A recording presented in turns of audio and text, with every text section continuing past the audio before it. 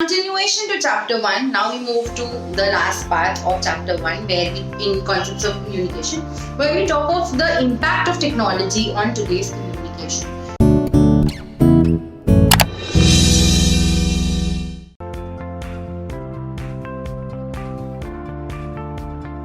So when we talk of technology, the very first thing that comes to our head is internet. Internet has completely changed the way how we communicate. What earlier would be a written mode of a communication or a telephonic communication has now made it much more easier. People sitting in two different corners of the world are able to communicate their ideas, thoughts, feelings, expressions through the mode of variety of apps, through the variety of advancements in terms of social media that has taken place. So the very first thing is internet. When we talk of internet, we talk of computers and laptops. So internet is nothing but the World Wide Web, the LAN connections that we all require, and through this we are able to use our laptops, our desktops in the much bestest possible way, where we can then store a lot of information, we can save, retrieve a lot of data, information that's been fed into these computers, and at any point in time we can process these informations. They help us in making speeded decisions, using all the computer softwares, we are able to make quick decision making. Then we move to something which is known as emails. Emails, the short form, the full form for which is electronic mails, are nothing but a structured way of writing letters. Okay, when we used to write letters, and when we also will be studying the variety of formats that are being used, email is an electronic version of these letters. It starts with the to, means to whom do you want to send an email to. So you write something at the rate either Yahoo, at the rate Google, at the rate Gmail, not Google, at the rate Gmail, at the rate Hotmail, at the rate Outlook. We have so many search engines who have given us the facility to be able to send emails to each other. Then after to, we have the component of CC, which is carbon copy, similar to how it was in the old days for documentation purposes maybe, or to keep multiple people in a loop as to what basically the communication is taking place, whether it's probably giving an order, giving somebody a final deal, accepting somebody on board in terms of a job opportunity perspective. So keeping the various people in loop about the communication happening, we keep the component of CC. So to, then CC is carbon copy. Then the third component in the email is your BCC, that is blind carbon copy. Now what happens in blind carbon copy, basically it's again when you want to send mail to multiple people.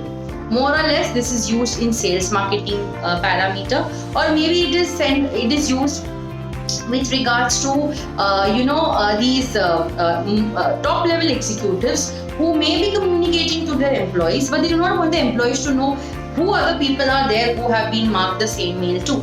So their email IDs are put in the blind carbon copy, the BCC, and in BCC the other person will not know कि किसको और email गया है. So three major components when we talk of emails, and that's how they communicate. So sending across offer letters, making final deals, brochures, campaigns, the final photographs, videos, they all are being sent using the concept of email.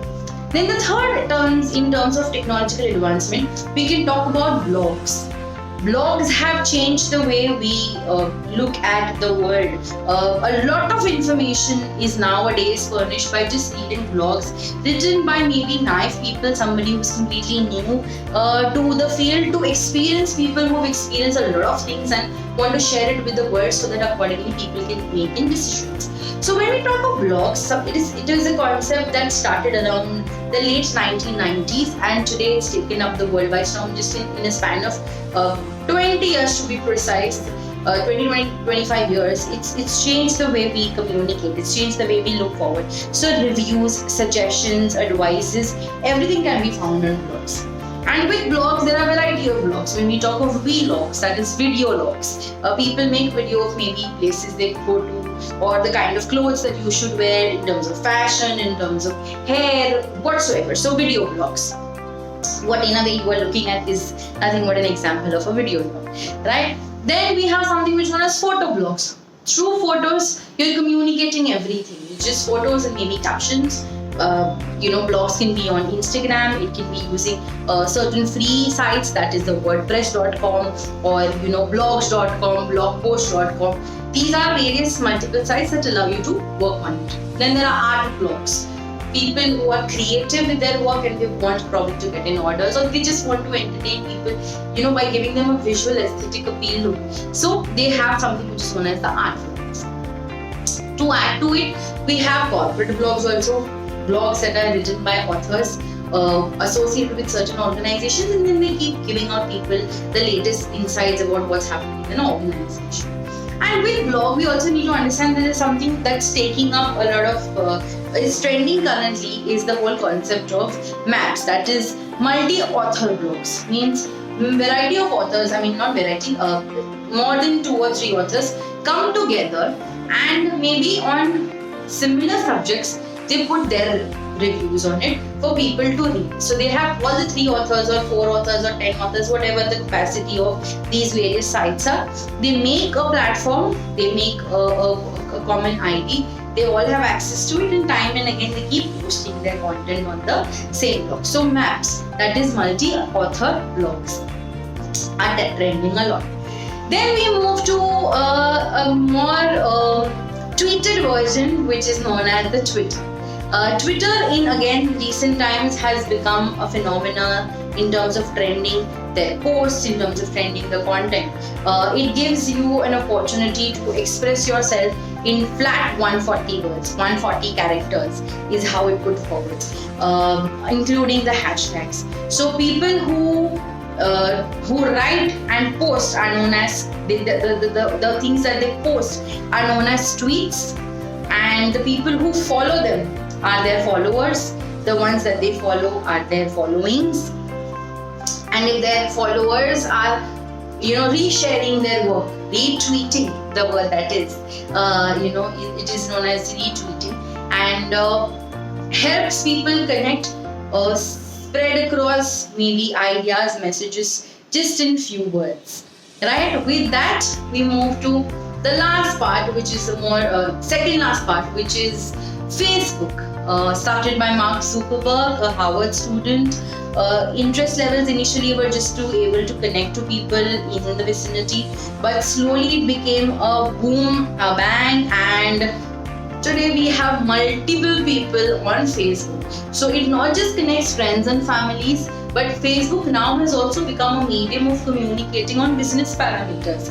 Brands are there on Facebook. They put their offers, they put their discounts, they put their quizzes, they put their latest things that are happening. People can participate in all these quizzes or these programs, and get an avail of maybe certain discounts or free products.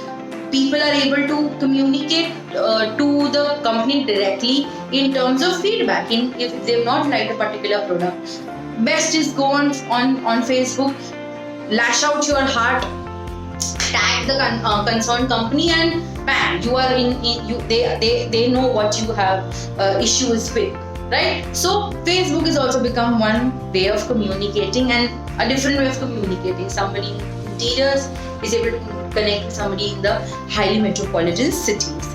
And with that, we move to the last part, which is WhatsApp, currently taken over by Mark Zuckerberg. Facebook at the same point in time is basically nothing but a free messaging app. The SMS funda, that is short messaging services, not media, short messaging services. So SMS, when required, your telephone communication or telephone connections and a certain recharge for it, whereas WhatsApp requires internet connection and it is free. You say somebody's number who also has installed the WhatsApp version on their phones, and then you send across messages.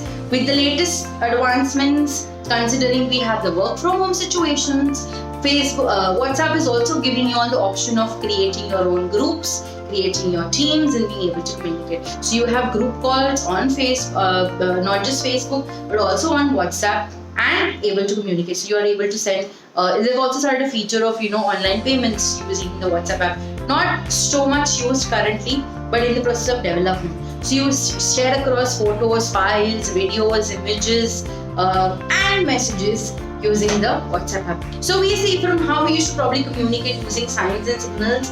Now everything is on a DM, a direct messaging using these various social media apps.